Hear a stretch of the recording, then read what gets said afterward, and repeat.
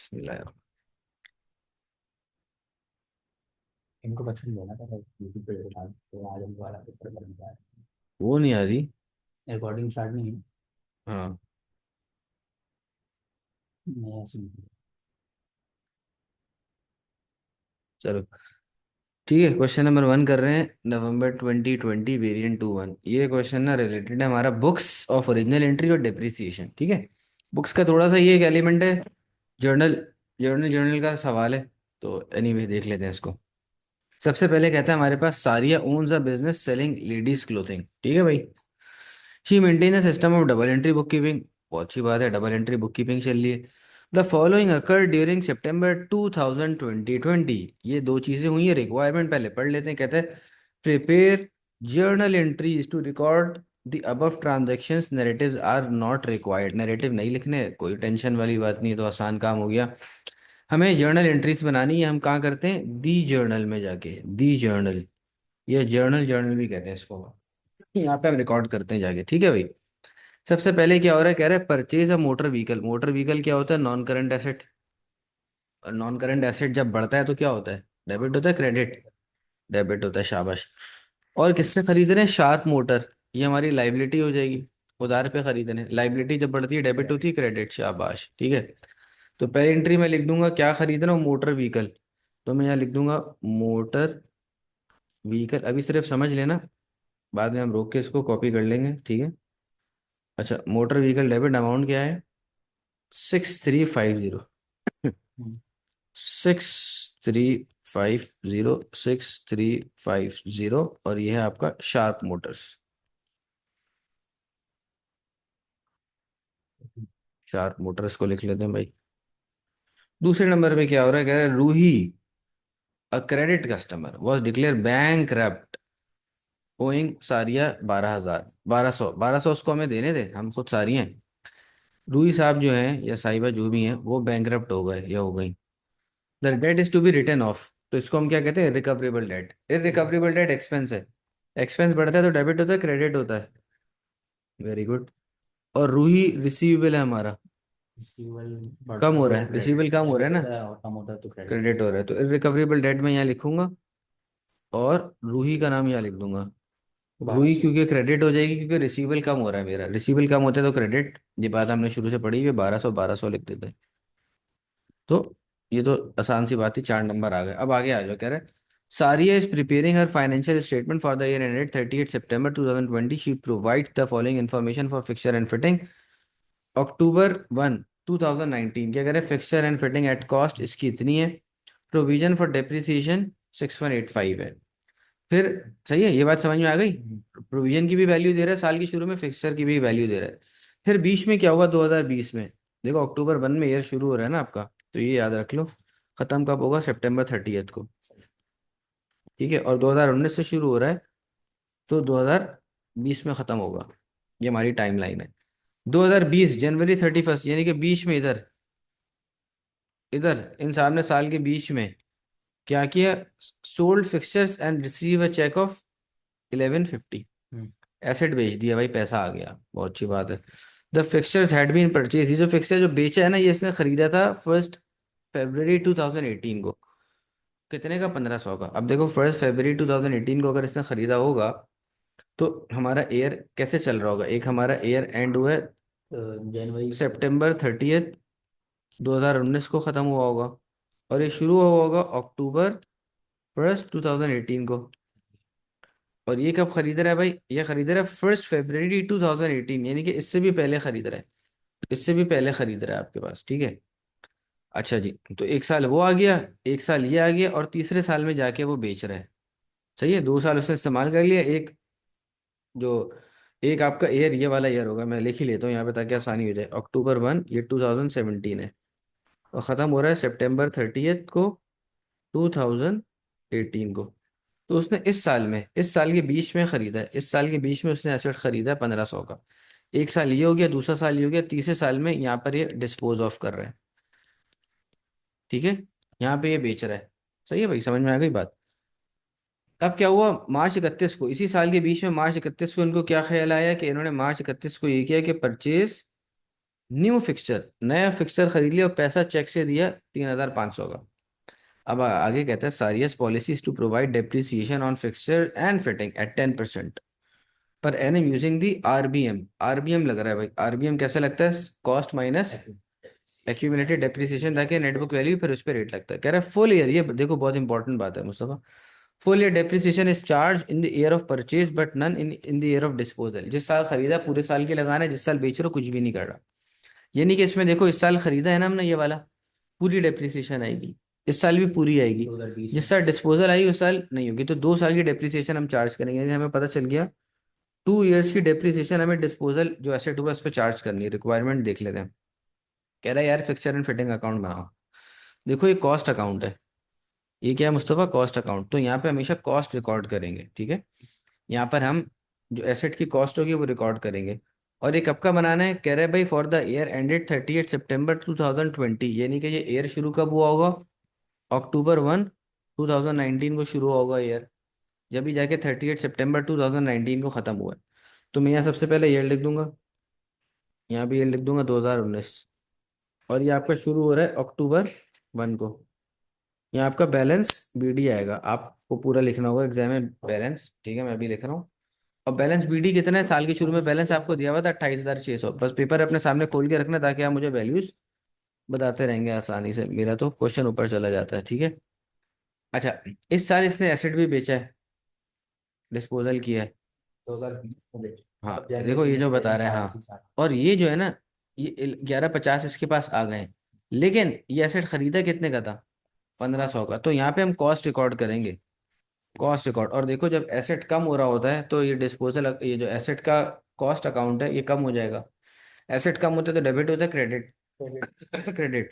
तो यहाँ मैं लिखूंगा किस तारीख को बेच रहे हैं, January 31 को।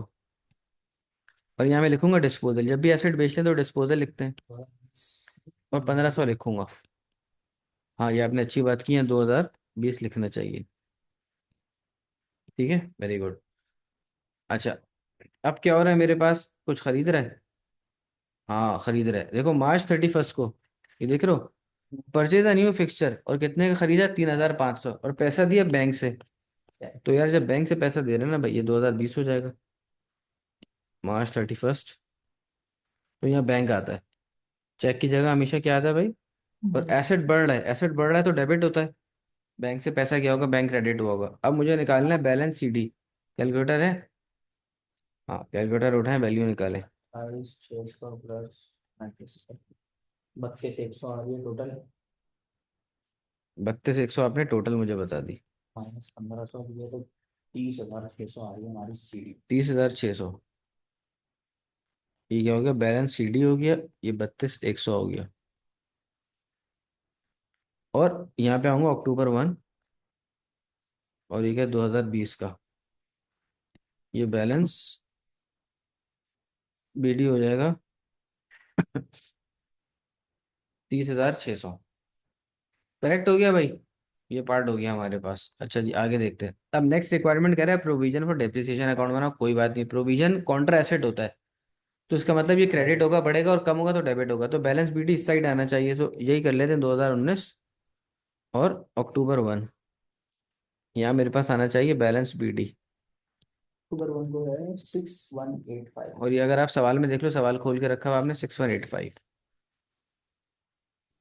हमजा पढ़ रहा घर पे या नहीं पढ़ रहा, अच्छा कल बोले का नाम से चला। अच्छा अच्छा, सही है। आगे आ जाओ। फिर क्या हो रहा है हमारे पास, इसने एक एसेट बेच दी है, sold fixer and receive a cheque of 1150। ये एसेट खरीदा था 1,500 का, ठीक है, 2 साल रहा है। और डेप्रिसिएशन आरबीएम की है सही है, डेप्रिसिएशन आरबीएम के तरीके से निकल लिया। अभी देखो 1,500 मुस्तफा मेरी कॉस्ट है, सही है। पहले साल की डेप्रिसिएशन कैसे निकलेगी, 1,500 मल्टीप्लाई बाय 10%, पहले था। तो 150 आ जाएगी, सही है। तो अब मैं इसकी क्या करूंगा, ऊपर वर्किंग कर रहा हूँ, अब मैं इसकी नेटबुक वैल्यू निकालूंगा। तो 1,500 में से 150 माइनस हो जाएगा, 1,350 आएगा। 130। फिर इसका 10% निकालेंगे, 135 आ जाएगा। तो 135 प्लस 150 करो, इन दोनों को सम करो, शाबाश। अब ये 285 की उस एसेट पे डेप्रिसिएशन हुई जिसको बेच दिया, जब बेच दिया एसेट को, तो भाई अब रखने की इसकी डेप्रिसिएशन कोई तुक नहीं बनता, अकाउंटिंग कहती है खत्म करो। तो जब डेप्रिसिएशन खत्म करेंगे तो अकाउंट से खत्म करें ना, यानी कि अकाउंट कम हो रहा है प्रोविजन का, जब प्रोविजन बढ़ता है तो क्रेडिट, और जब कम होगा तो क्या होगा? शाबाश। तो यहाँ मैं आऊंगा 2020, और ये मेरे पास जनवरी 31 है, यहाँ मैं डिस्पोजल लिख दूंगा, और 285। ठीक है भाईजान। अच्छा, अब अब देखें, अब मैं देखूंगा इस साल की डेप्रिसिएशन मेरी चार्ज कितनी हुई है, ठीक है मुस्तफ़ा? तो अगर आप देखें, साल के शुरू में आपके पास एसेट कितने का था? 28,600 का। ठीक है, इसमें से आप माइनस कर दें ये जो कॉस्ट है ना आपके पास, ये कॉस्ट आपके पास यहाँ पे निकल के आ गई, देख रहे हो? 28,600 डिस्पोजल माइनस कर दिया, और जो नया एसेट आया था वो ऐड भी कर दिया, 30,600 आ रही है। अच्छा, इसी तरह अगर आप देखें, आपके पास जो अब तक की डेप्रिसिएशन थी 6,185 थी, इसमें से आपने निकाल दिया 285, जो अब हमारे पास निकल चुका है। तो 6,185 माइनस 285 करो, क्या आंसर आता है? 58। ओ 5,800। सॉरी, 59। अब एक काम करेंगे हम, 30,600 ये हमारा एसेट है अब तक का, और जो डेप्रिसिएशन अब हमारे पास होनी चाहिए वो 6,185 माइनस 285 करेंगे, क्या आ रही है? 5,900। जब ये मैं माइनस कर दूंगा तो मेरे पास नेट बुक वैल्यू आएगी, जो कि कितनी है? 59 माइनस करना कितना है? 30 में 30,600 में से 24 माइनस 700। 24,700 आ गया। इस पर मैं लगाऊंगा रेट ऑफ डेप्रिसिएशन है 10%। देखो, ये थोड़ा सा टेक्निकल बात 2470 हो होती है, गया। इसको देखो समझ लो। कि एसेट, देखो एसेट मेरे पास जो बचा हुआ है ना, वो बचा हुआ है जो साल के शुरू में था, जो बिक गया वो निकल गया, और जो खरीद लिया वो ऐड हो गया। ये बची वो सारा काम हमने इस अकाउंट में कर लिया, तो इसलिए मैं दोबारा कैलकुलेशन नहीं करूंगा, 30,600 यही करके निकली वैल्यू। इसी तरह जो प्रोविजन फॉर डेप्रिसिएशन है, वो साल के शुरू में आ रही थी, जो बिक गई इसकी तो निकाल देंगे। तो देखो यहाँ खुद ही 285 निकल गई। अब वो प्रोविजन बची है जो उन एसेट्स की है जो कि हमारे पास है मौजूद, और जो नया एसेट खरीदा है 3,500, उसकी तो कोई अभी तक डेप्रिसिएशन निकली ही नहीं है। तो इसलिए हमने ये माइनस किया, आंसर आ जाएगा, ये तो आसान है, 2470। ये जो है ना 2470 मुस्तफ़ा भाई, ये जाएगा statement of profit and loss में। ठीक है, और ये प्रोविजन को है। बढ़ाए, हाँ ये प्रोविजन को बढ़ाएगा। जब प्रोविजन बढ़ेगा तो डेबिट होगा या क्रेडिट होगा? शाबाश, ठीक है, क्रेडिट होगा। तो साल की आखिरी डेट लिख देता हूँ, आखिर में ये काम होता है September 30, statement of profit and loss. Value आपने बताई 2470। अब इसका टोटल बता दो कितना आ रहा है? 5 प्लस 2 4 7 8 6 डबल शाबाश, -285 ये आ जाएगा। 80 शाबाश, ये आखिरी डेट को ही होगा, September 30। ये हो जाएगा बैलेंस CD। ये थोड़ा सा इसमें टेक्निकल पार्ट था, समझ में आई बात? 8655।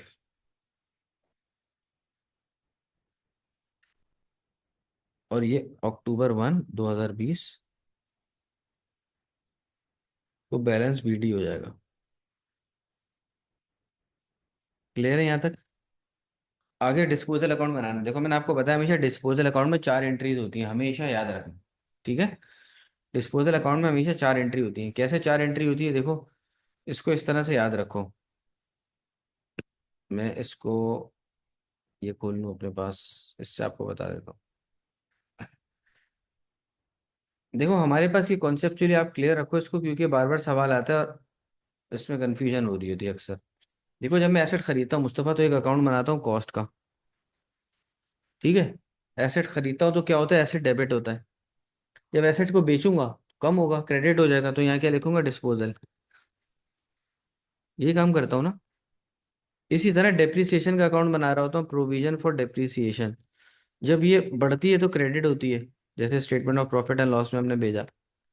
जब एसेट बिकता है तो कम होता है, तो यहाँ लिखूंगा डिस्पोजल। दो बातें हो गई।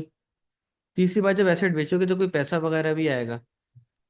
ठीक है, तो पैसा आएगा तो बैंक बढ़ेगा, बैंक बढ़ेगा तो डेबिट होगा क्रेडिट होगा? तो इस तरफ लिखेंगे डिस्पोजल, इस तरफ, ठीक है। अब इन तीनों से मिलकर डिस्पोजल अकाउंट बन रहा है, देखो यहाँ मैं लिख रहा हूँ डिस्पोजल अकाउंट। मेरी एंट्री कॉस्ट अकाउंट, एसेट का क्रेडिट हो रहा था तो ये डेबिट हो जाएगा, या एसेट लिख दूंगा या कॉस्ट जो भी है। दूसरा बैंक अकाउंट डेबिट हो रहा था तो यहाँ बैंक इधर लिखूंगा। पीएफडी डेबिट हो रहा था तो इधर क्या हो जाएगा, क्रेडिट।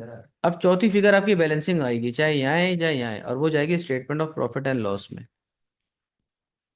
अच्छा, अगर इस तरफ आएगी क्रेडिट साइड पर तो ये आपका लॉस होगा, और अगर इस तरफ आएगी तो ये आपका गेन होगा, एसेट के बेचने पर गेन या लॉस, ठीक है। अब आ जाते हैं वापस सवाल पर। तो अब देखो, अब यही हमने कॉपी पेस्टिंग करनी, कुछ भी नहीं करना, बहुत आसान है। देखो, फिक्सचर एंड फिटिंग क्रेडिट हो रहा था, यहाँ आके मैं डेबिट कर दूंगा। और ये सारा काम जो डिस्पोजल का है ना, आखिरी डेट को होता है, तो टेंशन फ्री होके, आखिरी डेट बोल रहा हूँ जिसको एसेट बेचते हैं उस डेट को होता है, जनवरी 31 को बेचा है हमने, तो टेंशन फ्री होके यहाँ ये दोनों डेट लिख दूंगा मैं। ठीक है जनाब, यहाँ पे लिख दूंगा फिक्सचर एंड फिटिंग। क्लियर है मुस्तफ़ा? 1500 इसकी वैल्यू थी। अब पीएफडी की वैल्यू उठाऊंगा, कितना आ रहा था डेबिट साइड पे, यहाँ लिख दूंगा प्रोविजन और डेप्रीसिएशन, ये लिखेंगे ना, ठीक है। और वैल्यू आ जाएगी आपके पास। तीसरी, पैसा कितना आ रहा था बेचने पर, ये देखो ऊपर लिखा होगा, सवाल में लिखा हुआ था, आ गया 1150 पैसा मिले उसको, तो बैंक डेबिट होगा, ये क्या हो जाएगा, शाबाश, सेम डेट है। डिफरेंस आ रहा है हमारा 65 का। देखो ये हैवियर आएगी 1500, हाँ 65 का डिफरेंस आ रहा इस तरफ कम आ रहा होगा, ठीक है। ये हम भेज देंगे 65 statement of profit and loss में। मैं शॉर्ट में लिख रहा हूँ, एग्जाम में आपको पूरा लिखना होगा। और ये अकाउंट क्लोज हो गया। अब ये जो आ रहा है ना statement of profit and loss में, ये एक्चुअली आपका क्या हो रहा है, लॉस हो है। रहा है। लॉस। अब देखो ये समझ में आने वाली बात भी है, 1500 की फिक्सचर एंड फिटिंग थी, प्रोविजन फॉर डेप्रिसिएशन 285 हुई, तो नेटबुक वैल्यू कितनी निकल जाएगी, 1500 12 15। -285, क्या आया, 1215। और प्रोसीड पैसा कितना आ रहा है, कम आ रहा है ना, ये लॉस हो रहा है। ये 1215 की चीज़ आप कम में बेच रहे हो, ठीक है भाई। पार्ट क्लियर है। नेक्स्ट पे आते हैं, अगला क्या हो रहा है।